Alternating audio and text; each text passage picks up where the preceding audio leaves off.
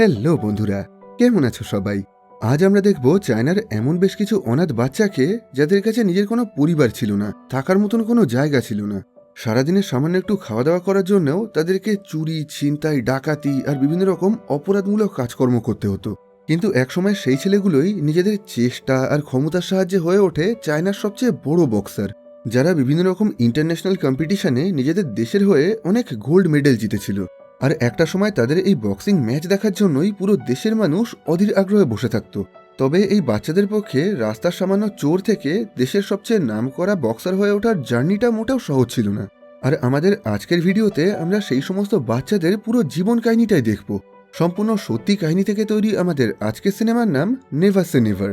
2023 সালে মুক্তি পাওয়া এই চাইনিজ সিনেমার IMDb রেটিং 6.6।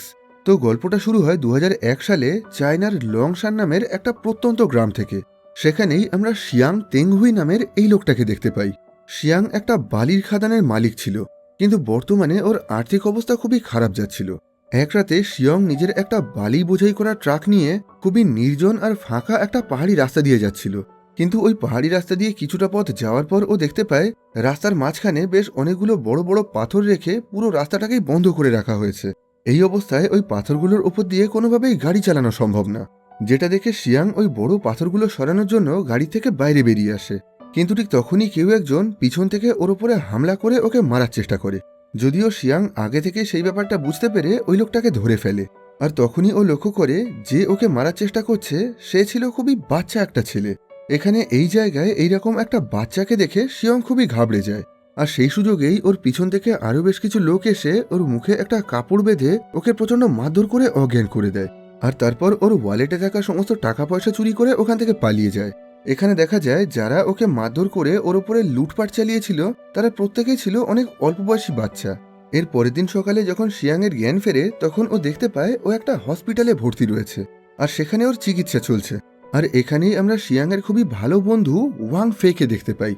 এখানে দেখা যায় ওয়াংয়ের মাথায়ও খুব বড় একটা আঘাতের চিহ্ন রয়েছে। আসলে আগের রাতে যখন শিয়াংয়ের ওপরে হামলা হয় তখন ওয়াংও ওর সাথে ওই ট্রাকের মধ্যে ছিল। আর পরবর্তীকালে ওয়াংই শিয়াংকে ওখান থেকে তুলে এনে এই হসপিটালে ভর্তি করেছিল। এখন ওয়াং বলে, কাল রাতে ওই ডাকাতগুলো আমাদের ওপরে হামলা চালানোর পর আমাদের অনেক টাকার ক্ষতি হয়ে গেছে। আসলে ওয়াং শিয়াংয়ের সাথে ওর ওই বালির খাদানেই কাজ করত। ওয়াং ছিল ওই বালির খাদানের ম্যানেজার। এখন ওয়াং বলে, এমনিতেই বিগত বহু মাস ধরে তোমার বালির খাদানটা ঠিকভাবে চলছে না, সেখান থেকে তুমি কোনো টাকা পয়সা ইনকাম করতে পারছো না, যে কারণে বিগত 6 মাস ধরে তুমি তোমার কর্মচারীদের মাইনে দিতে পারোনি। আর তার উপরে কাল রাতে তোমার ওপরে হামলা হওয়ার পর এখন তোমার আরো অনেক বেশি ক্ষতি হয়ে গেছে। এখন আমার মনে হয় তোমার এই বালির খাদানটা বিক্রি করে দেওয়া উচিত, যাতে সেই টাকা দিয়ে তুমি তোমার কর্মচারীদের 6 মাসের বকেয়া মাইনেটা দিতে পারো। যদিও শিয়াং কোনোভাবেই ওর ওই বালির খাদানটাকে বিক্রি করতে চাইছিল না। এখন একটু ভালো করে ভাবনা চিন্তা করার পর ওর মাথায় একটা আইডিয়া আসে। এখন ও হসপিটাল থেকে বেরিয়ে জিং ফু নামের এই লোকটার সঙ্গে দেখা করে। জিং ফু খুবই বড় একজন বিজনেসম্যান ছিল, আর শহরে ওর অনেক বড় বড় খাবারের ফ্যাক্টরি ছিল। এখন শিয়াং ওর কাছে বেশ কিছুটা টাকা ধার চায়। সবকিছু শোনার পর জিংফু বলে, তুমি আমার কাছ থেকে টাকা ধার নেবে কেন? আমি তোমাকে টাকা ইনকাম করার একটা সহজ উপায় বলে দিচ্ছি। আর কিছু বছর পর আমাদের দেশ মানে চায়নাতেই অলিম্পিকের আয়োজন করা হবে, যে কারণে সমস্ত স্পোর্টস ইন্ডাস্ট্রিতেই অনেক উন্নতি হবে। আর সরকারও বিভিন্ন ধরনের স্পোর্টস ক্লাবগুলোকে অনেক ফান্ডিং করবে। এখন আমি নতুন নতুন বাচ্চাদেরকে নিয়ে একটা বক্সিং ক্লাব খুলতে চাই, আর আমি চাই তুমি আমার সেই নতুন ক্লাবের ট্রেনার হও, আর সেখানে সমস্ত বাচ্চাদেরকে বক্সিংয়ের ট্রেনিং দাও। এই কাজের জন্য আমি তোমাকে বেশ ভালো টাকা মাইনে দেব। আসলে শিয়াং একটা সময় খুবই ভালো একজন বক্সার ছিল, কিন্তু কোনো কারণবশত এখন ও পুরোপুরিভাবে লড়াই করা ছেড়ে দিয়েছিল। তবে এখানে জিংফুর এই কথা শুনে আর মোটা টাকার লোভ দেখে ও সমস্ত বাচ্চাদেরকে বক্সিংয়ের ট্রেনিং দেওয়ার জন্য রাজি হয়ে যায়। এখন জিংফু ওকে বেশ কিছুটা টাকা দিয়ে বলে, আপাতত তুমি এই টাকার সাহায্যে নিজের একটা বক্সিং ক্লাব ওপেন করো, আর তারপর সেখানে বেশ কিছু বাচ্চাদেরকে নিয়ে এসে ট্রেনিং দিতে শুরু করো। একবার তুমি এইভাবে ক্লাবের উদ্বোধন করার পর আমি সেখানে বেশ কিছু সরকারি অফিসারদেরকে নিয়ে যাব, যাতে তাদের কাছ থেকে বক্সিংয়ের জন্য আমরা বেশ অনেকটা টাকার অনুদান নিতে পারি। আর একবার সরকারের কাছ থেকে টাকা পেয়ে গেলে আমরা সেই টাকাটা অর্ধেক অর্ধেক করে ভাগ করে নেব। এখন এই কথাগুলো শুনে শিয়াং খুবই খুশি হয়ে এই ক্লাব শুরু করার জন্য ওয়াংফুর কাছ থেকে বেশ কিছুটা টাকা নিয়ে নিজের বালির খাদানে ফিরে আসে। তবে সেখানে আসার পর ও সবার আগে ওই টাকা দিয়ে নিজের সমস্ত কর্মচারীদের বকেয়া মাইনেগুলো মিটিয়ে দেয়। এরপর ও নিজের বন্ধু ওয়াংকে বলে নিজেদের বক্সিং ক্লাবের জন্য বেশ কিছু নতুন বাচ্চাদেরকে নিয়ে আসতে। কিন্তু ওয়াং এখানে যে সমস্ত বাচ্চাদেরকে নিয়ে এসেছিল তাদেরকে দেখে শিয়াংয়ের একদমই পছন্দ হয় না, কারণ এই বাচ্চাগুলো লেখাপড়া করা খুবই শান্ত স্বভাবের বাচ্চা ছিল। এদেরকে দেখে মনে হচ্ছিল এরা কোনোভাবেই লড়াই বা মারামারি করতে পারবে না। অথচ শিয়াং এমন বেশ কিছু বাচ্চা চাইছিল যারা খুব সাহসী আর শক্তিশালী হবে, যারা মারামারি করতে লড়াই করতে একটুও ভয় পাবে না। আর একটু ভাবনা চিন্তা করার পর ওর সেই ছেলেগুলোর কথা মনে পড়ে যারা কিছুদিন আগে ওর ওপরে হামলা করেছিল। এখন শিয়াং ঠিক করে নেয় ও ওই বাচ্চাগুলোকে নিজের ক্লাবে নিয়ে এসে ট্রেনিং দেবে, কারণ ওরা আগে থেকে অনেক ভালো মারামারি করতে পারত। এই ঘটনার পরের দিন সকালে শিয়াং আরও একবার ওয়াংকে নিয়ে সেই নির্জন ফাঁকা পাহাড়ি রাস্তায় চলে যায়, যেখানে কিছুদিন আগেই ওই বাচ্চাগুলো ওদের উপরে হামলা করেছিল। দেখা যায় আগের দিনের মতন আজও এই রাস্তার মাঝখানে অনেক বড় বড় পাথর রেখে ওই রাস্তাটাকে বন্ধ করে রাখা হয়েছে। এটা দেখে ওয়াং যখন ওর গাড়ি থেকে বাইরে বেরোয়, তখনই সেই বাচ্চাগুলো হঠাৎ করে পিছন দিক থেকে এসে ওকে মারধর করে ওর কাছ থেকে লুটপাট চালাতে শুরু করে। আর সেই সুযোগেই শিয়াং আর তার বাকি লোকজন ওই ট্রাক থেকে বাইরে বেরিয়ে এসে এদের সবাইকে ধরে নেয়। প্রথমের দিকে ওই ছেলেগুলো পালানোর অনেক চেষ্টা করছিল, যেটা দেখে শিয়াং ওদেরকে বলে, এখন তোমাদের সবাইকে আমার সাথে যেতে হবে, আর তোমরা যদি আমার সাথে না যেতে চাও তাহলে আগের দিন আমার ওপরে হামলা করার জন্য আমি তোমাদেরকে পুলিশের কাছে গ্রেফতার করিয়ে দেব। এই কথা শুনে এখন এরা সবাই বাধ্য হয়ে শিয়াংয়ের সাথে যাওয়ার জন্য রাজি হয়ে যায়। এরপর শিয়াং এই সমস্ত বাচ্চাদেরকে নিজের বালির খাদানের অফিসে নিয়ে এসে এদের সবাইকে সবার আগে পেট ভরে খেতে দেয়। এখানে এই সমস্ত বাচ্চারা এতটাই ক্ষুধার্ত ছিল যে ওরা সবাই পাগলের মতন ওই খাবারগুলো খেতে শুরু করে। দেখে মনে হচ্ছিল বিগত বহুদিন ধরে ওরা হয়তো ঠিকভাবে খেতে পায়নি। খাওয়া দাওয়া করার পর শিয়াং ওদেরকে বলে, কিছুদিন পরেই আমরা একটা বক্সিং ক্লাব ওপেন করব, আর তোমাদের সবাইকে আমার ওই ক্লাবের নকল স্টুডেন্ট হওয়ার অভিনয় করতে হবে। আর আমার এই কাজটা করার জন্য আমি তোমাদেরকে প্রত্যেকদিন পেট ভরে খেতে দেব, ভালো জামা কাপড় দেব, আর আমার এখানে থাকতেও দেব। এই কথা শুনে ওই ছেলেগুলোর সাথে সাথেই শিয়াংয়ের এই শর্তে রাজি হয়ে যায়, কারণ ওই ছেলেগুলোর কাছে তো এই জায়গাটা একদমই স্বর্গের মতন ছিল। এখানে ওদের প্রত্যেকের থাকার জন্য একটা ভালো জায়গা ছিল, ওরা প্রত্যেক দিন ভালো করে পেট ভরে খেতে পারত, আর এই সামান্য জিনিসগুলোর বিনিময়েই ওরা শিয়াংয়ের হয়ে সমস্ত কাজ করার জন্য রাজি ছিল। অন্যদিকে শিয়াং ভেবেছিল এই সমস্ত বাচ্চা ছেলেদেরকে নকল স্টুডেন্ট বানিয়ে ও সেই সমস্ত সরকারি অফিসারদেরকে বোকা বানিয়ে ওদের কাছ থেকে বেশ অনেকটা সরকারি টাকা অনুদান হিসেবে পেয়ে যাবে। কিন্তু কিছুদিন পরেই ওর এই প্ল্যানটা পুরোপুরি ভেস্তে যায়। যেদিন সকালে ওই সমস্ত সরকারি অফিসারদের এখানে আসার কথা ছিল, সেদিন সকালেই শিয়াং জানতে পারে জিংফু নামের যে বড় ব্যবসায়ীর কাছ থেকে ও এই ক্লাব তৈরি করার টাকা নিয়েছিল, সেই লোকটা এখন জেলে বন্দী হয়ে আছে। এই খবরটা পাওয়ার পর শিয়াং তাড়াতাড়ি করে জিংফুর সঙ্গে দেখা করার জন্য জেলে চলে যায়। সেখানে জিংফু জানায় ওর কারখানায় খাবারের মধ্যে ও ভেজাল মেশাচ্ছিল, যে কারণে আগামী বেশ কিছু বছর ওকে জেলের মধ্যে বন্দী হয়ে থাকতে হবে। এই কথা শুনে শিয়াং খুবই অবাক হয়ে গিয়ে বলে, তাহলে এখন আমাদের বক্সিং ক্লাবের কি হবে? তোমার কথা শুনে আমি তো আমাদের ক্লাবের জন্য অনেক বাচ্চাদেরকে নিয়ে এসেছি, আর ওই সমস্ত সরকারি অফিসারদের সাথে তো শুধু তোমারই যোগাযোগ আছে, তাই তুমি বাইরে না বেরোলে তো কোনোভাবেই ওই ক্লাবটাকে শুরু করা যাবে না। তাহলে এখন আমি যে সমস্ত বাচ্চাদেরকে নিয়ে এসেছি তাদের কি করব? যেটা শুনে জিনফু বলে, সেই কথার উত্তর আমি কিভাবে দেব? আমি তো নিজেই জেলের মধ্যে বন্দী হয়ে আছি। তুমি ওই ছেলেদেরকে যেখান থেকে নিয়ে এসেছিলে সেখানেই আবার ছেড়ে দিয়ে আসো, ওদেরকে নিয়ে বেশি কিছু ভাবার দরকার নেই। এই কথা শুনে শিয়াং খুবই অসন্তুষ্ট হয়ে রাগ করে ওখান থেকে চলে আসে। এরপর নিজের বাড়ির খাদানে ফিরে ও বাধ্য হয়ে সমস্ত বাচ্চাদেরকে সেখান থেকে তাড়িয়ে দেয়। এই কথা শুনে ওই বাচ্চাগুলো খুবই অবাক হয়ে গিয়ে করুণভাবে বলে, আমরা কি কোনো ভুল করেছি? আপনি তো বলেছিলেন আপনি আমাদেরকে এখানে থাকতে দেবেন, খেতে দেবেন, তাহলে এখন হঠাৎ করে আমাদেরকে এখান থেকে তাড়িয়ে দিচ্ছেন কেন? শিয়াং বলে, এখন সবকিছু শেষ হয়ে গেছে, এখন আমি আর নিজের টাকা খরচ করে তোমাদেরকে এখানে রাখতে পারবো না। এই কথা শুনে সমস্ত বাচ্চারাই খুবই হতাশ হয়ে যায়। এখন ওরা কোনোভাবে এই জায়গা থেকে যেতে চাইছিল না, যেটা দেখে ওয়াং প্রচন্ড রেগে গিয়ে ওদেরকে খুবই বকাবকি করে আর মারধর করার ভয় দেখিয়ে ওখান থেকে তাড়িয়ে দেয়। এরপর ও ফিরে এসে নিজের বন্ধু ওয়াং এর সঙ্গে নিজের অফিসটা গোছাতে শুরু করে। এই ঘটনার পরের দিন রাতে দুটো ট্রাকে করে ওদের অফিসের বাইরে বেশ অনেকগুলো লোক চলে আসে। এই লোকগুলোর বসের নাম ছিল লি সাংখাই, আর উনি শিয়াং এর পাশের বালির খাদানের মালিক ছিলেন। এখানে দেখা যায় ওই লোকটা লরির পিছনে সেই সমস্ত বাচ্চাগুলো ছিল যাদেরকে ও আগের রাতে এখান থেকে তাড়িয়ে দিয়েছিল। এখন ওই পাশের বালির খাদানের মালিক বলে, তুমি তোমার বাচ্চাদেরকে আমার কাছে চুরি করার জন্য পাঠিয়েছিলে? কাল রাতে তোমার এই বাচ্চারা আমার একটা বালি ভর্তি ট্রাক লুট করার চেষ্টা করেছিল। যেটা শুনে শিয়াং বলে, আমি ওই বাচ্চাদেরকে চিনি না, তাই ওরা যে সমস্ত কাজ করেছে তার দায়িত্ব আমি নিতে পারবো না। তখন ওই বাচ্চাগুলো বলতে শুরু করে, আপনি তো আমাদের কোচ, আপনি তো আমাদেরকে এখানে নিয়ে এসেছেন। যেটা শুনে লি সাংকাই নামের ওই লোকটা শিয়াংকে প্রচন্ড মারধর করে ওকে মাটিতে ফেলে দেয়। আর তারপর ও বলে, তোমার ছেলেরা আমার যে ক্ষতি করেছে সেই ক্ষতিপূরণ হিসাবে আমি তোমার দুটো বালি বোঝাই করা ট্রাক নিয়ে যাচ্ছি। এই ঘটনায় শিয়াং এতটাই রেগে গেছিল যে পরের দিন সকালে ও এই সমস্ত বাচ্চাদেরকে একটা ট্রাকে করে সেই জায়গায় নিয়ে যায় যেখান থেকে ও এদের সবাইকে তুলে এনেছিল। শিয়াং ঠিক করে ও এই বাচ্চাদের বাড়ির লোকের কাছে নালিশ করে তাদের কাছ থেকে নিজের ক্ষতিপূরণের টাকাটা উসুল করে নেবে। ওই পাহাড়ি এলাকায় পৌঁছানোর পর শিয়াং ওই সমস্ত বাচ্চাদের মধ্যে থেকে সুমু আর মাহু নামের এই দুটো বাচ্চাকে ওদের বাড়ির ঠিকানা বলতে বলে, কারণ বাকি সমস্ত বাচ্চাদের মধ্যে সুমু আর মাহু বয়সে সবচেয়ে বড় ছিল। এখন ওরা দুজন বেশ অনেকটা কঠিন পাহাড়ি রাস্তা পার করে শিয়াংকে ওদের বাড়িতে নিয়ে যায়। দেখা যায় পাহাড়ের ওপরে দু চারটে ছোট ছোট ভাঙাচোরা বাড়ি ছিল, তাদের মধ্যে থেকে একটা বাড়ি সুমুদের ছিল। রাস্তায় যাওয়ার পথে সুমু জানায় ছোটবেলায় মাহুর বাবা মারা গেছিল, আর তারপর ওর মা ওকে ছেড়ে দিয়ে অন্য একজনের সাথে চলে যায়। তখন থেকে মাহু সুমু আর ওর দিদির সাথে ওদের বাড়িতেই থাকে। এদিকে সুমুরও বাবা মা নেই, ওর বাড়িতে আছে শুধুমাত্র ওর দিদি।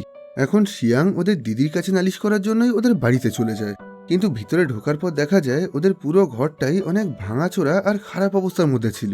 আর সবচেয়ে বড় কথা হলো সুমুর দিদি শারীরিকভাবে প্রতিবন্ধী ছিল। কোনো একটা কঠিন রোগের কারণে ওর কোমরের নিচ থেকে পায়ের পুরো অংশটাই অকেজো হয়ে পড়েছিল, যে কারণে ও কোনোভাবে হাঁটাচলা করতে পারত না। ওকে সবসময় অসহায়ভাবে বিছানার ওপরে শুয়ে অথবা বসে থাকতে হতো। এখানে এসব কিছু দেখার পর শিয়াং প্রচণ্ড অবাক হয়ে যায়। এখন ও খুব ভালোভাবেই বুঝতে পারে দুবেলা দুমুঠো খাওয়া দাওয়া করার জন্য সুমু, মাহু আর বাকি সমস্ত বাচ্চাদের কাছে চুরি করা ছাড়া আর কোনো উপায় নেই। এখানে ওদের এই অবস্থা দেখে শিয়াংয়ের খুবই মন খারাপ হয়ে যায়। সেজন্য এখন ও সুমুর দিদির কাছে কোনো রকম নালিশ না করে উল্টে ওনাকেই বেশ কিছুটা টাকা দিয়ে দেয়। শিয়াং বলে, তোমার ভাইরা আমার কারখানায় কাজ করছে আর ওদের মাইনে দেওয়ার জন্যই আমি এখানে এসেছিলাম। এরপর শিয়াং ওই বাড়ি থেকে বাইরে বেরিয়ে বেশ অনেকক্ষণ ধরে একা একা দাঁড়িয়ে চিন্তা ভাবনা করে। আর এরপর ও সুমু, মাহু আর বাকি সমস্ত বাচ্চাদেরকে আবার নিজের সাথে করে নিজের বালির খাদানে ফিরিয়ে নিয়ে আসে। এটা দেখে শিয়াংয়ের বন্ধু ওয়াং খুবই অবাক হয়ে গিয়ে ওকে বলে, তুমি আবার এই সমস্ত বাচ্চাদেরকে এখানে ফিরিয়ে আনলে কেন? আমরা তো এমনিতে নিজেদের খরচই চালাতে পারছি না, এই অবস্থায় এতগুলো বাচ্চার খরচ তুমি সামলাবে কিভাবে? শিয়াং বলে, এই বাচ্চাদের কাছে চুরি ছিনতাই করা ছাড়া আর কোনো উপায় নেই, এদের কাছে এমনিও কোনো ভবিষ্যৎ নেই। তাই এখন আমি ঠিক করেছি আমি এদের সবাইকে নিয়ে নিজের একটা নতুন বক্সিং ক্লাব তৈরি করব। আর সেখানে আমি এদের সবাইকে খুব ভালোভাবে বক্সিংয়ের ট্রেনিং দেব। আর তারপর এদের সবাইকে দিয়ে বিভিন্ন জায়গায় ফাইট করিয়ে টাকা কামাবো, যে টাকা দিয়ে আমাদের আর ওদের প্রত্যেকেরই খরচ খুব ভালোভাবে চলে যাবে। এরপর শিয়াং একটা কন্ট্রাক্ট পেপারে এই সমস্ত বাচ্চাদের টিপ ছাপ নিয়ে নেয়। এই কন্ট্রাক্টে লেখা ছিল আজকের পর থেকে এরা সবাই শিয়াংয়ের কাছেই বক্সিংয়ের ট্রেনিং নেবে আর ওর ক্লাবের হয়ে বিভিন্ন জায়গায় ফাইট করবে। এরপর থেকে শিয়াং প্রত্যেকদিন ওই সমস্ত বাচ্চাদেরকে বেশ ভালোভাবে ট্রেনিং দিতে শুরু করে। তবে শিয়াং এদের সবাইকে নকলভাবে লড়াইয়ের অভিনয় করে শেখাচ্ছিল। আসলে ও চাইছিল এই সমস্ত বাচ্চারা যেন সত্যি সত্যি নিজেদের মধ্যে লড়াই করে একে অপরকে আঘাত না দেয়। ও চাইছিল দর্শকদের সামনে এরা যেন লড়াই করার অভিনয় করে, যেটা দেখে দর্শকরা যেন সেটাকে আসল লড়াই মনে করে ভালোভাবে উপভোগ করে। এরপর শিয়াং শহরের একটা ছোট বার আর ক্যাসিনোতে গিয়ে সেখানকার মালিকের সঙ্গে একটা কন্ট্রাক্ট করে। এই বারে খুব একটা বেশি লোক হতো না, এখানকার ব্যবসা খুবই খারাপ যাচ্ছিল, যেটা দেখে এখন শিয়াং ওই বাড়ির মালিককে বলে, আমি আপনার বাড়ির ব্যবসাটা অনেকটা বাড়িয়ে দেব। আজকের পর থেকে আমার বাচ্চারা আপনার এই বারে নিজেদের মধ্যে ফাইট করবে, যে ফাইটটা দেখার জন্য প্রত্যেকদিন অনেক নতুন নতুন দর্শকরা আপনার এই বারে আসবে। আর সেখান থেকে আপনার যত টাকার বেচা কেনা হবে তার থেকে 1 ভাগ টাকা আপনি আমাকে দেবেন। এই কথা শুনে এখন ওই বার মালিক শিয়াংয়ের এই শর্তে রাজি হয়ে যায়। এর কিছুদিন পর একদিন সন্ধেবেলায় শিয়াং সমস্ত বাচ্চাদেরকে সেই বারে লড়াই করার জন্য নিয়ে যায়। সেখানে সবার প্রথমে সুমু আর মাহুকে একে অপরের বিরুদ্ধে মুখোমুখি লড়াই করতে বলা হয়েছিল। আর শিয়াংয়ের শেখানো পদ্ধতিতে ওরা দুজন সেখানে লড়াই করার অভিনয় করছিল, কিন্তু দর্শকরা খুব সহজেই বুঝতে পারে যে ওরা দুজন লড়াই করার অভিনয় করছে, যেটা দেখে সমস্ত দর্শকদেরই এটা খুবই অপছন্দ হয় আর ওরা এই খেলাটা বন্ধ করতে বলে। এখন পরিস্থিতি সামলানোর জন্য পাশের থেকে শিয়াং তাড়াতাড়ি করে এদের দুজনকে আরও একটু ভালো করে লড়াই করার অভিনয় করতে বলে, কিন্তু ওরা দুজন খুবই ঘাবড়ে গিয়ে ভুল করেই নিজেদের মধ্যে আসল লড়াই শুরু করে দেয়। ওরা একে অপরকে সত্যিকারের জোরে জোরে মারতে শুরু করে, যেটা দেখে সমস্ত দর্শকদের খুবই ভালো লেগে যায়। এখন মুহূর্তের মধ্যেই ওদের ওই ফাইটটা দেখার জন্য ওই বারের মধ্যে অনেক মানুষের ভিড় জমে যায়। সবাই ওদের এই মারামারিটা খুবই এনজয় করছিল। এর কিছুক্ষণ পর যখন ওদের দুজনের লড়াই শেষ হয়ে যায় তখন দেখা যায় অতিরিক্ত মার খাওয়ার ফলে এখন ওরা দুজনেই খুবই আহত হয়ে গেছে। এখন শিয়াং খুবই রেগে গিয়ে ওদেরকে বলে, আমি তো তোমাদেরকে মারামারি করার অভিনয় করতে বলেছিলাম, তাহলে তোমরা সত্যিকারের মারামারি করলে কেন? এইভাবে তোমাদের যদি কোনো বড় ক্ষতি হয়ে যেত তাহলে তার দায়িত্ব তো আমাকেই নিতে হতো। এই কথা শুনে সুমু বলে, আমি সত্যি সত্যি বক্সিং শিখে একজন চ্যাম্পিয়ন হতে চাই। আমার দিদি আমাদের ওই ছোট্ট গ্রাম থেকে বাইরে বেরিয়ে পুরো দেশটা ঘুরে দেখতে চেয়েছিল, কিন্তু এখন ওর যা অবস্থা, ও তো আর ঘরের থেকেই কোথাও বাইরে বেরোতে পারে না। তাই আমি ঠিক করেছি ওর এই স্বপ্নটা আমি পূরণ করব। আমি যখন বক্সিং চ্যাম্পিয়ন হব, তখন আমি পুরো পৃথিবীতে ঘুরে বেড়াবো। আর তারপর বাড়ি ফিরে আমার দিদিকে সমস্ত নতুন নতুন জায়গায় ঘোরার গল্প শোনাবো। এই কথা শুনে শিয়াং একটু চিন্তায় পড়ে যায়। এর পরের দিন থেকে শিয়াং এই সমস্ত বাচ্চাদেরকে সত্যিকারের বক্সিংয়ের ট্রেনিং দিতে শুরু করে। ও প্রত্যেকদিন এদের সবাইকে দিয়ে ঘন্টার পর ঘন্টা ধরে অনেক কঠিন ট্রেনিং করাতো। এইভাবে আস্তে আস্তে এরা সবাই খুব ভালোভাবেই বক্সিং শিখে যায়। কিন্তু এত কিছু শেখার পরেও এখন অবধি এরা সবাই ওই বারে গিয়ে সমস্ত দর্শকদের সামনে মারামারি করার নকল অভিনয় করত। আর এখন এরা সবাই এত ভালো অভিনয় শিখে গেছিল যে সমস্ত দর্শকরাই সেটাকে আসল ফাইট মনে করত। এইভাবে এই সমস্ত বাচ্চাদেরকে দিয়ে নকল ফাইট করিয়ে শিয়াং বেশ ভালো টাকা কামাতে শুরু করে দেয়। আস্তে আস্তে এদের এই ফাইটটা এতটাই জনপ্রিয় হয়ে যায় যে এখন পুরো শহরেই সেটার খবর ছড়িয়ে পড়েছিল। আর এখন এদের ফাইট দেখার জন্য দূর দূর থেকে লোকজনরা ওই বারে আসতো। এখন চারিদিকে ভাইরাল হয়ে যাওয়ার পর শিয়াং ওদের ওই ছোট্ট বারটা ছেড়ে দিয়ে একটা নতুন বড় বার আর নাইট ক্লাবের সঙ্গে চুক্তি করে। এই নতুন বার থেকে ওদেরকে আরো অনেক বেশি টাকা দেওয়া হচ্ছিল। কিন্তু এই নতুন জায়গায় ফাইট শুরু করার প্রথম দিনেই সেখানে একটা বড় সমস্যা দেখা দেয়। মাহু আর সুমু স্টেজের ওপরে যে নকল ফাইটটা করছিল, সেটা দেখে বেশ কিছু দর্শক বুঝতে পারে যে ওরা দুজন আসলে মারামারি করার অভিনয় করছে। এখন বেশ কিছু দর্শক স্টেজের ওপরে উঠে এসে ওদের দুজনকে বলে, তোমরা এতক্ষণ ধরে নকল মারামারি করার অভিনয় করছিলে কেন? এই কথা বলেই ওরা সবাই সুমু আর মাহুকে মারার চেষ্টা করে। কিন্তু তখনই শিয়াং তাড়াতাড়ি করে ওখানে এসে একাই ওদের সবাইকে মেরে সুমু আর মাহুকে নিয়ে ওখান থেকে পালানোর চেষ্টা করে। কিন্তু দুর্ভাগ্যবশত একটা সময় ওই লোকগুলো এদেরকে চারিদিক দিয়ে ঘিরে ধরে। এই মুহূর্তে ওদের কাছে পালানোর কোনো রাস্তা ছিল না। কিন্তু ঠিক সেই মুহূর্তেই পিছন থেকে ওয়াং এসে এই লোকগুলোর সাথে মারামারি শুরু করে এদের সবার দৃষ্টি নিজের দিকে আকর্ষণ করে নেয়। আর সেই সুযোগে শিয়াং মাহু আর সুমুকে নিয়ে ওখান থেকে পালিয়ে যায়। যদিও এই ঘটনার জন্য ওয়াং আর সেই সমস্ত লোকদেরকে জেলে নিয়ে যাওয়া হয়। তাই পরের দিন সকালে শিয়াং ওয়াংয়ের সঙ্গে দেখা করার জন্য জেলে চলে যায়। সেখানে শিয়াং বলে, যেহেতু পুলিশ আমাদের এই লড়াইয়ের ব্যাপারে জানতে পেরেছে, তাই আজকের পর থেকে শহরের সমস্ত বারে বাচ্চাদেরকে দিয়ে এই ধরনের লড়াই করা পুরোপুরি বন্ধ করে দেওয়া হয়েছে। তাই এখন আমাদেরকে আবার বালির খাদানের সেই পুরনো কাজটাই শুরু করতে হবে। তখন ওয়াং বলে, ওই বালির খাদান থেকে তো তোমার এমনিও কোনো টাকা ইনকাম হচ্ছিল না। তাই আমার মনে হয় তোমার ওই সমস্ত কাজ না করে ওই বাচ্চাদেরকে সত্যিকারের বক্সিংয়ের জন্য ট্রেনিং দেওয়া উচিত। এমনিতেই সুমু আর মাহুর মধ্যে অনেক ট্যালেন্ট আছে। ওদেরকে একটু ভালোভাবে ট্রেনিং দিতে পারলে ওরা অনেক দূর এগোবে। আর একবার যদি ওদের মধ্যে থেকে কেউ চ্যাম্পিয়ন হয়ে যায়, তাহলে তো আমাদের সবার ভাগ্য বদলে যাবে। আর তাছাড়া আমি লক্ষ্য করেছি ওই বাচ্চারা তোমাকে খুবই ভালোবাসে। ওরা তোমাকে ছেড়ে কখনো কোথাও যাবে না। যেটা শুনে সিয়াং বলে, আমি আর কোনোদিনও বক্সিংয়ের জগতে ফিরে যাব না। ওই কাজটাকে আমি পুরোপুরি অপছন্দ করি। তখন ওয়াং বলে, তুমি যদি এখন এই বাচ্চাদেরকে ছেড়ে দাও, তাহলে এরা সবাই আবার চুরি, ডাকাতি আর বাকি সমস্ত অপরাধমূলক কাজ করবে, যার ফলে এদের সবার ভবিষ্যৎ পুরোপুরি নষ্ট হয়ে যাবে। আর এদেরকে হয়তো নিজেদের বাকি জীবনটা জেলের মধ্যেই কাটাতে হবে। কিন্তু তুমি যদি ওদেরকে সত্যিকারের বক্সিংয়ের ট্রেনিং দাও, তাহলে ওদের প্রত্যেকের জীবনটাই পুরোপুরি শুধরে যাবে। আমি জানি ওদের সবাইকে ট্রেনিং দিতে তোমার অনেক টাকার প্রয়োজন হবে, তাই তুমি নিজের বালির খাদানটা বিক্রি করে দাও। সেখান থেকে তুমি বেশ অনেকটা টাকা পেয়ে যাবে। সেই টাকা দিয়ে তুমি বেশ আগামী অনেক বছর ধরেই ওদেরকে ট্রেনিং দিতে পারবে। এই কথাটা শোনার পর শিয়াং খুবই চিন্তায় পড়ে যায়। আগামী 2-3 দিন ধরে ভালোভাবে চিন্তাভাবনা করার পর ও নিজের মায়ের সঙ্গে দেখা করার জন্য নিজের গ্রামের বাড়িতে ফিরে যায়। এখন এই বাড়িতে শুধুমাত্র ওর মা আর ওর বড় দিদি থাকে। তবে শিয়াংয়ের দিদি এখন ওর সাথে কোনো রকম কথা বলে না। আর ওর মা এখন ওকে কোনোভাবেই চিনতে পারে না, কারণ উনি এখন পুরোপুরি পাগল হয়ে গেছেন। আসলে আজ থেকে বহু বছর আগে শিয়াং খুবই ভালো একজন বক্সার ছিল। ও দেশের বড় একটা বক্সিং কম্পিটিশনে গোল্ড মেডেল জিতেছিল। কিন্তু দুর্ভাগ্যবশত ওই ম্যাচ জেতার পর ওর ইউরিন টেস্টের মধ্যে ড্রাগস পাওয়া যায়। এখন ম্যাচ চলাকালীন ড্রাগস নেওয়ার অপরাধে শিয়াংকে ওই কম্পিটিশন থেকে ডিসকোয়ালিফাই করে দেওয়া হয়। আর ওর কাছ থেকে ওর সেই গোল্ড মেডেলটাও কেড়ে নেওয়া হয়। এই ঘটনায় শিয়াংয়ের মা প্রচণ্ড ভেঙে পড়েছিল। উনি পাগলের মতন সেই কম্পিটিশনের অর্গানাইজারদের হাতে পায়ে ধরে বলতে থাকেন, আমার ছেলে এই জায়গায় পৌঁছানোর জন্য অনেক কষ্ট করেছে, ও কোনোভাবেই ড্রাগস নিতে পারে না, আপনাদের নিশ্চয়ই কোনো একটা ভুল হচ্ছে। কিন্তু ওই অর্গানাইজাররা ওনার কোনো কথাই শুনতে চাইছিল না, কারণ সত্যি সত্যি শিয়াংয়ের ইউরিন টেস্ট আর ব্লাড টেস্টের মধ্যে ড্রাগস পাওয়া গেছিল। আসলে এখানে শিয়াংয়ের কোচ ওর সাথে বিশ্বাসঘাতকতা করেছিল। ম্যাচ শুরু হওয়ার আগে ওই কোচ শিয়াংকে একটা ওষুধ খেতে দেয়, যে ওষুধের মধ্যে ড্রাগস ছিল। কারণ শিয়াংয়ের কোচ ওকে এই ম্যাচ থেকে ডিসকোয়ালিফাই করে ওর জায়গায় নিজের অন্য একজন স্টুডেন্টকে জেতাতে চাইছিলেন। পরবর্তীকালে শিয়াং যখন এই খবরটা জানতে পারে, তখন ও প্রচণ্ড রেগে গিয়ে নিজের কোচকে মারধর করতে শুরু করে দেয়, যে কারণে ওকে বেশ কিছু বছরের জন্য জেলে পাঠানো হয়। আর এই ঘটনার পরেই ওর বক্সিং ক্যারিয়ার পুরোপুরি নষ্ট হয়ে যায়। পরবর্তীকালে জেল থেকে বাইরে বেরিয়ে শিয়াং নিজের ওই বালির খাদানের ব্যবসাটা শুরু করে। কিন্তু শিয়াং জেলে যাওয়ার পরেই ওর মা পুরোপুরি পাগল হয়ে গেছিল। ও জেল থেকে ফিরে আসার পরে ওর মা আর কোনোভাবেই ওকে চিনতে পারছিল না। আর আজ এখনও ওর মা ওকে দেখে চিনতে পারছিল না। উনি সবসময় ঘরের মধ্যে একা একা বসে পাগলের মতন বকবক করতেন আর সবসময় বলতেন, আমার ছেলে একদিন ওয়ার্ল্ড চ্যাম্পিয়ন হবে, ও খুবই ভালো বক্সার, ওর এই স্বপ্ন পূরণ করার জন্য আমরা প্রত্যেকেই অনেক কষ্ট করেছি।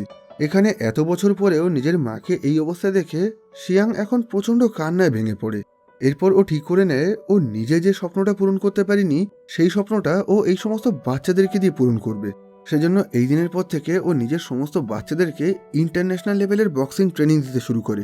এখন ও সবাইকে আসল বক্সিং শেখানোর জন্য অনেক নতুন নতুন পদ্ধতিতে ট্রেনিং দিত।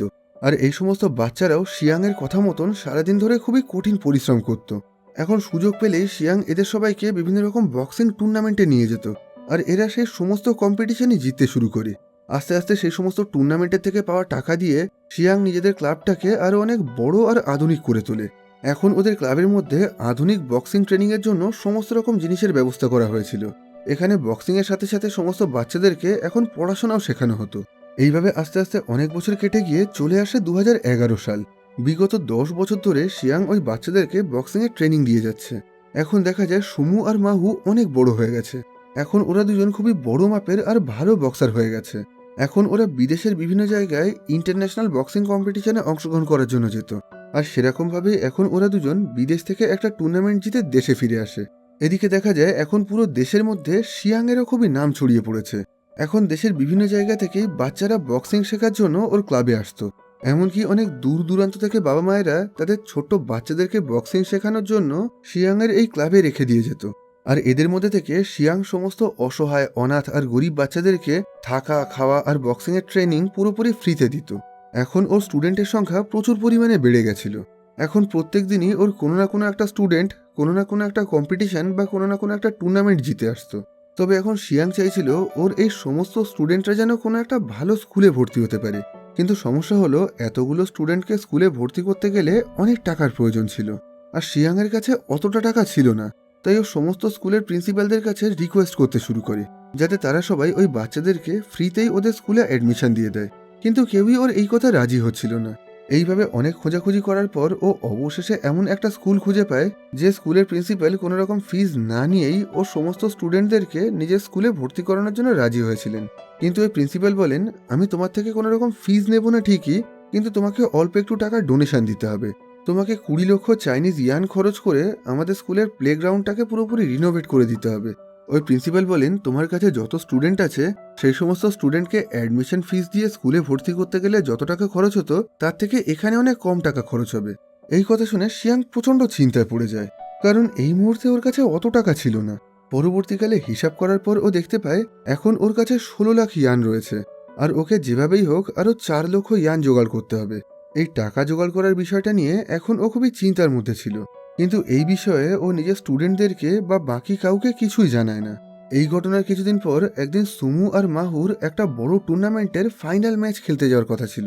কিন্তু সেই ফাইনাল ম্যাচের আগেই এদের দুজনকে ওই টুর্নামেন্ট থেকে বের করে দেওয়া হয়। এই খবরটা জানার পর শিয়াং প্রচণ্ড অবাক হয়ে যায়।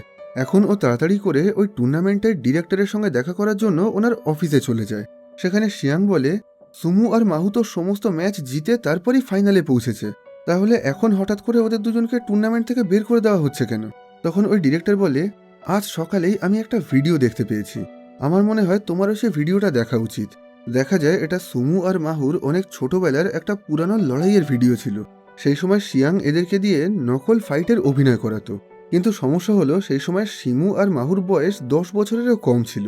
আর এই রকম বাচ্চাদেরকে দিয়ে লড়াই করানো আইনতভাবে অপরাধ ছিল। এখন ওই ডিরেক্টর বলে, তুমি তোমার ক্লাবে বাচ্চাদেরকে দিয়ে বেআইনি লড়াই করিয়েছিলে, তাই আমরা সুমু আর মাহুকে না, তোমার ক্লাবটাকে ডিসকোয়ালিফাই করছি। এখন সুমু আর মাহু যদি তোমার ক্লাব ছেড়ে অন্য কোনো নাম করা ভালো ক্লাবে ভর্তি হয় তাহলে ওরা দুজন সেই ক্লাবের হয়ে এই টুর্নামেন্টে অংশগ্রহণ করতে পারবে। এই কথা বলেই ওই ডিরেক্টর শিয়াংকে একটা বড় ক্লাবের ভিজিটিং কার্ড দেয়। আসলে যেহেতু শিমু আর মাহু খুবই ভালো বক্সার ছিল, তাই এখন দেশের সমস্ত বড় বড় বক্সিং ক্লাব ওদেরকে নিজেদের ক্লাবে নিয়ে নাম কামাতে চাইছিল। আর সেজন্যই এখন ওরা ইচ্ছা করে এই পুরানো ভিডিও দেখিয়ে শিমু আর মাহুকে এই টুর্নামেন্ট থেকে বাদ দেওয়ার ভয় দেখিয়ে শিয়াংকে ব্ল্যাকমেল করছিল। এখন সবকিছু শোনার পর শিয়াং বলে, আচ্ছা, আমার ক্লাবের যে বদনাম রয়েছে আমি যদি সেটাকে ঠিক করতে পারি, তাহলে কি আপনি শিমু আর মাহুকে আবার এই টুর্নামেন্টে অংশগ্রহণ করতে দেবেন? যেটা শুনে ডিরেক্টর বলে, ঠিক আছে, দেখো তুমি যেটা ভালো বোঝো সেটাই করো। তবে আমার মনে হয় ওদেরকে তোমার ক্লাব থেকে বের করে অন্য কোনো বড় ক্লাবে পাঠিয়ে দেওয়া উচিত। কিন্তু শিয়াং এখন ওনার এই কথাটা শুনতে চাইছিল না। এখন শিয়াং তাড়াতাড়ি করে সেই স্কুলের প্রিন্সিপালের সঙ্গে দেখা করার জন্য চলে যায়। এখন শিয়াং ওনাকে বলে, এই মুহূর্তে আমার কাছে 16 লাখ ইয়ান আছে, আর আমি নিজের গাড়ি বাড়ি সবকিছু বিক্রি করে বাকি 4 লাখ ইয়ানও জোগাড় করে দেব। আপনি যেমনটা বলেছিলেন আমি সেই মতন আপনাকে ডোনেশন দিতে রাজি আছি। আপনি শুধু শিমু আর মাহুকে আপনার স্কুলে ভর্তি করে নেন, যাতে ওরা দুজন আপনার স্কুলের তরফ থেকে ওই টুর্নামেন্টে অংশগ্রহণ করতে পারে। এখানে যে প্রিন্সিপাল দুদিন আগেও শিয়াংয়ের কাছে টাকা ঘুষ চেয়েছিল, এখন সে যেন আর কোনোভাবেই শিয়াংকে চিনতে পারছিল না। শিয়াং অনেক রিকোয়েস্ট করার পরেও ওই প্রিন্সিপাল ওর কথার কোনো উত্তর না দিয়েই ওখান থেকে চলে যায়। আসলে এখন ওই টুর্নামেন্টের ডিরেক্টর ইচ্ছা করেই সেই ভিডিওটাকে চারিদিকে ভাইরাল করে দিয়েছিল। সেজন্যই এখন বদনাম হওয়ার ভয়ে এই স্কুল প্রিন্সিপাল ওদেরকে আর নিজের স্কুলে ভর্তি নিতে চাইছিল না। এরপর শিয়াং যখন অসহায়ভাবে ওখান থেকে নিজের বক্সিং ক্লাবে ফিরে আসে, তখন সেখানে অনেকগুলো নিউজ রিপোর্টার ওকে চারিদিক দিয়ে ঘিরে ধরে নানা রকম প্রশ্ন করতে শুরু করে। আপনি কি অসহায় অনাথ বাচ্চাদেরকে দিয়ে বেআইনি ম্যাচ করাতেন? আপনি কি টাকা কামানোর জন্য অসহায় বাচ্চাদেরকে ব্যবহার করতেন? যদিও শিয়াং এখানে ওদের প্রশ্নের কোনো উত্তর দেয় না, কিন্তু এখন এই ঘটনার পর এই খবরটা পুরো দেশেই ছড়িয়ে পড়ে। এখন সাংবাদিকরা শিয়াংয়ের গ্রামের বাড়িতে গিয়ে, ওর বালির খাদানে গিয়ে চারিদিক থেকে ওর সম্পর্কে খোঁজ খবর করার চেষ্টা করছিল। এই খবরটা ছড়ানোর পর এখন সরকারের তরফ থেকে শিয়াংয়ের ক্লাবটাকে বন্ধ করে দেওয়া হয়, আর এই বিষয়টা তদন্ত করার জন্য একটা স্পেশাল টাস্ক ফোর্স তৈরি করা হয়। এখন সমস্ত বাবা মায়েরা এখান থেকে তাদের বাচ্চাদেরকে নিয়ে যেতে শুরু করে, আর বাকি এখানে যে সমস্ত অনাথ বাচ্চা ছিল পুলিশ তাদের সবাইকে অনাথ আশ্রমে পাঠিয়ে দেয়। তবে শিমু, মাহু আর বাকি যে সমস্ত বাচ্চারা এখনো বড় আর প্রাপ্তবয়স্ক হয়ে গেছিল, তারা এখনো অবধি শিয়াংয়ের সাথেই ছিল। তবে এই ঘটনার পর পুলিশ শিয়াংকে থানায় নিয়ে গিয়ে ওকে অনেক জিজ্ঞাসাবাদ করে, আর শিয়াং ওদের সবাইকে সমস্ত সত্যি কথা জানিয়ে দেয় যে কিভাবে ও এই সমস্ত বাচ্চাদেরকে দিয়ে ছোটবেলায় নকল ফাইট করাতো।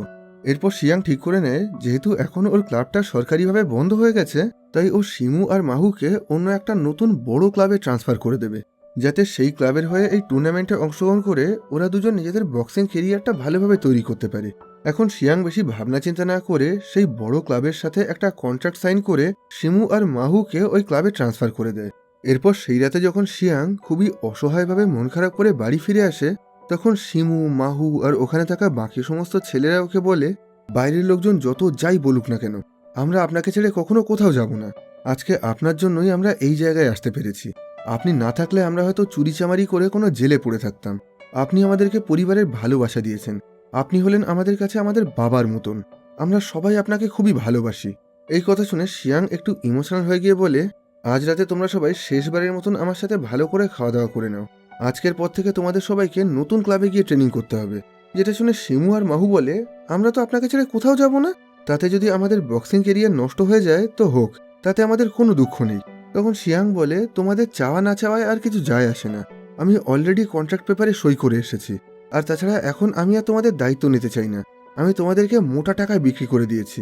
এখন আমি সেই টাকা দিয়ে আমার বাকি জীবনটা খুবই আনন্দে আর ভালোভাবে কাটাবো। তাই কাল সকালের পর আমি যেন তোমাদেরকে আর এখানে না দেখি। এই কথা বলেই ও ওদের সবাইকে প্রচণ্ড জোরে জোরে বকাবকি করতে করতে ওখান থেকে চলে যায়। আসলে শিয়াং মন থেকে ওদের ভালো চাইতো। ও চাইছিল শিমু আর মাহুর বক্সিং কেরিয়ারটা যেন কোনোভাবে নষ্ট না হয়। তাই এখন ও ইচ্ছা করে এদের সবার সামনে খারাপ হওয়ার অভিনয় করতে থাকে, যাতে ওরা সবাই শিয়াংয়ের ওপরে রাগ করে সেই নতুন ক্লাবে চলে যায়।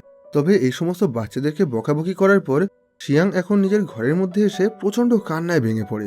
এদিকে শিয়াংয়ের এইরকম রূপ দেখে ওখানে থাকা সমস্ত ছেলেদেরই খুবই মন খারাপ হয়ে যায়। এরপর দেখা যায় এই ঘটনার 1 বছর হয়ে গেছে। শিয়াং এখন সিল্কের ফ্যাক্টরি চালায়। তবে এখন ও নিজের ইনকাম থেকে বেশ অনেকটা টাকা অনাথ আশ্রমে দান করে দিয়ে আসে। আর সেই একই সাথে এখন ও মাঝে মাঝে শিমু আর মাহুর দিদির সঙ্গে দেখা করার জন্য যেত। দেখা যায় এখন ওদের দিদি একটা নতুন আর বড় বাড়িতে থাকতো, আর এখন ও আগের থেকে অনেক ভালোই ছিল। এখন শিয়াং ওকে প্রশ্ন করে, আচ্ছা শিমু আর মাহু কি তোমার সঙ্গে দেখা করতে আসে না? ওর দিদি বলে, না, আপনার থেকে আলাদা হওয়ার পর থেকেই ওরা আর আমার সঙ্গে দেখা করতে আসেনি। তবে ওরা মাঝে মাঝেই আমাকে বিভিন্ন জায়গা থেকে চিঠি লেখে। এখন শিয়াং সেই চিঠিগুলো পড়তে শুরু করে। প্রথমের দিকে দেখে মনে হচ্ছিল ওরা দুজন পৃথিবীর বিভিন্ন দেশে ঘুরে ঘুরে টুর্নামেন্ট করছে, আর সেখান থেকেই ওরা এই চিঠিগুলো লিখেছে। কিন্তু পরে ও লক্ষ্য করে এই সমস্ত চিঠিগুলোতে একই জায়গার পোস্ট স্ট্যাম্প লাগানো আছে, যার মানে এই সমস্ত চিঠিগুলোকে এক জায়গা থেকেই পাঠানো হয়েছে। যেটা দেখে শিয়াংয়ের খুবই সন্দেহ হয়। সেজন্য এখন এই চিঠিগুলোকে যে ঠিকানা থেকে পাঠানো হয়েছিল, শিয়াং এখন সেই ঠিকানার উদ্দেশ্যে বেরিয়ে পড়ে। তবে ওই রাস্তা দিয়ে কিছু দূর এগোনোর পর দেখা যায় কেউ একজন রাস্তার মাঝখানে কাঁটা তার ছড়িয়ে রেখে গাড়ির টায়ার ফুটো করে দিচ্ছে। আর তারপর গাড়িটা যখন পাশে কোনো একটা জায়গায় গিয়ে থামছে, তখন সেই লোকটা ওই গাড়িতে গিয়ে ডাকাতি করছে। এখন ওই কাঁটা তারে টায়ার বাস্ট করার কারণে পরপর অনেকগুলো গাড়ির একসাথে ধাক্কা লেগে অ্যাক্সিডেন্ট হয়ে যায়। এই গাড়িগুলোর মধ্যে থেকে একটা গাড়ি শিয়াংয়ের ছিল। এখন শিয়াং ওর গাড়ি থেকে বাইরে বেরিয়ে দেখে কেউ একজন ওর সামনে থাকা একটা গাড়িতে লুটপাট চালানোর চেষ্টা করছে। আর একটু কাছে যাওয়ার পর ও দেখতে পায় যে এই লুটপাট চালাচ্ছিল সে আসলে মাহু ছিল। এখন শিয়াংকে দেখার পরেই মাহু তাড়াতাড়ি করে ওখান থেকে ছুটে পালাতে শুরু করে, যেটা দেখে শিয়াংও ওর পিছন পিছন দৌড়াতে থাকে। এইভাবে বেশ অনেক দূর যাওয়ার পর একটা সময় শিয়াং ওকে ধরে ফেলে। এখন শিয়াং প্রশ্ন করে, এখানে এসব কি হচ্ছে? তুমি এখানে কি করছো মাহু? মাহু বলে, আমি যাই করি না কেন তাতে আপনার কি যায় আসে? আপনি তো আমাদেরকে ছেড়ে দিয়েছেন। আর আপনার মতন এখন আমিও নিজের নতুন জীবন শুরু করেছি। আমাকে সুমুর জন্য বাধ্য হয়ে এই কাজটা করতে হয়েছে। আর আমি জানি এখন আমার ভবিষ্যৎ পুরোপুরি নষ্ট হয়ে গেছে। মাহু এই কথাটা বলতে বলতেই ওখানে পুলিশ এসে ওকে গ্রেপ্তার করে নেয়। এরপর মাহুর কাছ থেকে ঠিকানা জোগাড় করে শিয়াং সরাসরি শিমুর সাথে গিয়ে দেখা করে। এখানে হঠাৎ করে শিয়াংকে দেখে প্রথমের দিকে শিমু তো প্রচণ্ড ঘাবড়ে গেছিল, কিন্তু পরে ও শিয়াংকে সমস্ত সত্যি কথা জানিয়ে দেয়। শিমু বলে, আপনি আমাদেরকে ছেড়ে দেওয়ার পর আমরা যখন নতুন ক্লাবে যাই তখন সেখানে যাওয়ার পর আমার সবসময় খুবই মন খারাপ থাকতো। আমি ঠিকভাবে খাওয়া দাওয়া করতাম না, ঠিকভাবে প্র্যাকটিস করতাম না, যে কারণে আস্তে আস্তে আমার শরীর খুবই খারাপ হয়ে যেতে শুরু করে। তাই একদিন ওই ক্লাবের কোচ আমার শরীরের শক্তি ফেরানোর জন্য আমাকে ড্রাগস নিতে বলে, কিন্তু আমি কোনোভাবেই ড্রাগস নিতে চাইনি। যে কারণে ওরা সবাই মিলে আমাকে প্রচণ্ড মারধর করে, আর ওরা মেরে মেরে আমার একটা পা ভেঙে পুরোপুরি নষ্ট করে দেয়। তারপর থেকে আমি আর ঠিকভাবে হাঁটাচলা করতে পারি না, সবসময়ের জন্য এই বিছানাতেই পড়ে থাকি। আর আজকে আমার কারণেই মাহুকে আবার ওই অপরাধ জগতে ফিরে যেতে হয়েছে, কারণ আমাদের কাছে নিজেদের খরচ চালানোর আর কোনো উপায় ছিল না। এই কথাটা বলতে বলতেই সুমু প্রচণ্ড কান্নায় ভেঙে পড়ে। এদিকে সমস্ত কাহিনী শোনার পর এখন শিয়াং প্রচণ্ড রাগে, দুঃখে, কষ্টে কাঁদতে থাকে। ওর মনে হতে লাগে ও যদি শিমু আর মাহুকে নিজের থেকে আলাদা না করত তাহলে আজ হয়তো ওদের এই অবস্থা হতো না। এখন শিমুর ওখান থেকে বাইরে বেরিয়ে শিয়াং সরাসরি সেই বক্সিং ক্লাবে চলে যায়, যেখান থেকে শিমুকে মেরে ওর পা ভেঙে দেওয়া হয়েছে। এখন শিয়াং প্রচণ্ড রাগে সেই ক্লাবের কোচকে মারতে মারতে বলে, তুমি শিমু আর মাহুর জীবনটা পুরোপুরি নষ্ট করে দিয়েছো। তোমার কাছে ওদের যে কন্ট্রাক্ট আছে তুমি সেই কন্ট্রাক্টটা ফিরিয়ে দাও। কিন্তু এসব কিছুর মধ্যেই ওখানে ওই ক্লাবের বাকি সমস্ত লোকজন এসে শিয়াংকে চেপে ধরে এখন ওকেই উল্টে মারতে শুরু করে। এরপর ওই ক্লাবের কোচ বলে, শিমু আর মাহুর কন্ট্রাক্ট আমার কাছে আছে, মানে আইনতভাবে ওরা দুজন এখনো অবধি আমার স্টুডেন্ট। আর ভবিষ্যতে ওরা যদি কখনোই বক্সিং টুর্নামেন্টে অংশগ্রহণ করে তাহলে ওদেরকে আমার কাছ থেকে পারমিশন নিতে হবে। তাই আমার ইচ্ছার বিরুদ্ধে তুমি ওদেরকে কোথাও নিয়ে যেতে পারবে না। এই কথা বলেই ও শিয়াংকে প্রচণ্ড মারধর করে ওর একটা হাত ভেঙে দেয়। এরপর শিয়াং প্রচণ্ড হতাশ হয়ে ওর বন্ধু ওয়াংকে সমস্ত ঘটনা খুলে জানায়। শিয়াং বলে, আমি যেভাবেই হোক ওই ক্লাবের কন্ট্রাক্ট থেকে সুমু আর মাহুকে বের করে আনতে চাই। ওয়াং বলে, তাহলে আমাদেরকে একটা ভালো উকিলের সাহায্য নিয়ে আদালতে যেতে হবে, আর তারপর ওই বক্সিং ক্লাবের বিরুদ্ধে মামলা করতে হবে। এতে যত বছর সময় লাগে লাগুক, কিন্তু আমরা একদিন ওদেরকে ঠিক শাস্তি দিতে পারবো। কিন্তু এখানে শিয়াংয়ের মাথায় একটা অন্য আইডিয়া আসে। ওর মনে পড়ে যায় যে খবরটা ছড়ানোর পর ওর বক্সিং ক্লাবটা বন্ধ হয়ে গেছিল, তারপর থেকে দেশের সমস্ত বড় বড় নিউজ চ্যানেল ওর ইন্টারভিউ নিয়ে ওর কাছ থেকে এই পুরো বিষয়টা জানতে চাইছিল। কিন্তু শিয়াং আজ অবধি কখনোই কোনো নিউজ চ্যানেলে ইন্টারভিউ দেয়নি। তবে এখন ও সরাসরি একটা বড় নিউজ চ্যানেলে ইন্টারভিউ দেওয়ার জন্য চলে যায়। সেখানে অ্যাঙ্কার ওকে প্রশ্ন করে, আচ্ছা আপনি যে ছোট ছোট বাচ্চাদেরকে ব্যবহার করে তাদেরকে দিয়ে টাকা ইনকাম করতেন সেই বিষয়টা নিয়ে আপনার লজ্জা লাগে না? শিয়াং বলে, লজ্জা লাগবে কেন? আমি তো কখনোই ওই বাচ্চাদের ক্ষতি চাইনি। ওই অনাথ বাচ্চারা রাস্তায় পড়ে চুরিচামারি করত, সারাদিনে ঠিকভাবে খাওয়া দাওয়া করতে পারতো না, ওদের কোনো ভবিষ্যৎই ছিল না। আমি ওদেরকে রাস্তা থেকে তুলে এনে বক্সিং শিখিয়েছি, একটা ভালো ভবিষ্যৎ দিয়েছি। হ্যাঁ আমি মানছি আমি ওদেরকে ব্যবহার করেছি, কিন্তু আমার এই কাজের জন্য তো কখনোই ওদের কোনো ক্ষতি হয়নি। আর তাছাড়া আমি তো সবসময় ওদের ভালো চেয়েছি। আর আজ যে মানুষগুলো আমার বিরুদ্ধে অভিযোগ করছে তারা কি জীবনে কখনো কোনো অনাথ অসহায় বাচ্চাদেরকে সাহায্য করেছে?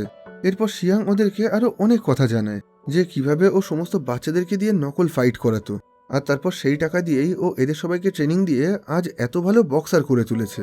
এরপর ওখানে জেলের মধ্যে থেকে মাহুরও একটা ছোট্ট ইন্টারভিউ দেখানো হয়। এই ইন্টারভিউটা শেষ হওয়ার পর সবাই বুঝতে পারে এখানে শিয়াংয়ের উদ্দেশ্য কখনোই খারাপ ছিল না, ও সবসময় এই বাচ্চাদের ভালো চাইতো। এই ঘটনার কিছুদিন পর সুমু জেলের মধ্যে মাহুর সঙ্গে দেখা করার জন্য যায়। সেখানে সুমু বলে, আগের দিনের ওই ইন্টারভিউটা প্রচণ্ড ভাইরাল হয়েছে। এখন ওই জিম মালিকের ওপরে ড্রাগস ব্যবহার করার জন্য কেস করা হয়েছে। আর তাছাড়া আমাদের কথা জানার পর সমস্ত সাধারণ লোকজন ওই জিম মালিককে এতটাই প্রেশার দিয়েছে যে উনি বাধ্য হয়ে আমাদের সেই কন্ট্রাক্টটা ক্যান্সেল করে দিয়েছে। এর মানে এখন আমরা দুজন পুরোপুরি ফ্রি। এখন আমরা দুজন নিজেদের ইচ্ছা মতন যে কোনো বক্সিং কম্পিটিশনে পার্টিসিপেট করতে পারবো। এই ঘটনার কিছুদিন পর শিয়াং শিমুর ভাঙা পায়ের অপারেশন করে সেটাকেও পুরোপুরি ঠিক করে দেয়। এখন যেহেতু শিমুর পা পুরোপুরি ঠিক হয়ে গেছিল, তাই এখন ও ভালোভাবে প্র্যাকটিস করে আবার সমস্ত টুর্নামেন্টে অংশগ্রহণ করতে শুরু করে। আর এভাবেই একদিন ও চায়নার সবচেয়ে বড় বক্সিং কম্পিটিশন, যেটার নাম ছিল এফসিপি চায়না, সেই টুর্নামেন্টের একদম ফাইনালে পৌঁছে যায়। সেখানে পুরো দেশ থেকে হাজার হাজার মানুষ আজকের এই ম্যাচটা দেখার জন্য এসেছিল। এই মুহূর্তে এটা পুরো দেশের মধ্যে সবচেয়ে বড় টুর্নামেন্ট ছিল। আজকের ম্যাচে সুমুর অপোনেন্ট ছিল ব্রাজিলের চ্যাম্পিয়ন ডিফেন্ডার। তাই আজকের এই ম্যাচটা জেতা সুমুর পক্ষে মোটেও সহজ ব্যাপার ছিল না। এদিকে পুরো দেশেই এই ম্যাচের লাইভ টেলিকাস্ট দেখানো হচ্ছিল। এমনকি এখন জেলের মধ্যে মাহুকেও রেডিওর সাহায্যে এই ম্যাচের লাইভ কমেন্ট্রি শুনতে দেওয়া হয়। এদিকে আজ সুমুর দিদিও স্টেডিয়ামে এই ম্যাচটা দেখতে এসেছিল। অন্যদিকে শিয়াং ওই স্টেডিয়ামের অনেকটা ভিতরে দাঁড়িয়ে দূর থেকেই এই ম্যাচটা দেখছিল। ম্যাচ শুরু হওয়ার পর প্রথমের দিকে সমু কোনোভাবেই ওর অপোনেন্টের সঙ্গে লড়াই করতে পারছিল না। এমনকি একটা সময় তো ওর পুরোপুরি হেরে যাওয়ার মতন অবস্থা হয়ে গেছিল। কিন্তু তখনই হঠাৎ করে ওর ছোটবেলার সমস্ত কষ্টের কথা মনে পড়তে শুরু করে। সমু বুঝতে পারে ও জীবনটা পুরোপুরি বদলাতে গেলে আজকের এই লড়াইটা যেভাবেই হোক ওকে জিততে হবে। এই কথাগুলো ভেবে হঠাৎ করেই যেন শরীরে একটা অলৌকিক শক্তি চলে আসে। এরপর যে ম্যাচটা ও হেরে যাচ্ছিল সেখানে ও বহু কষ্ট করে নিজের অপোনেন্টকে নক আউট করে ওই ম্যাচটা জিতে যায়। আজকের এই ম্যাচটা জিতে সমু খুবই বড় একটা ইতিহাস তৈরি করে ফেলেছিল।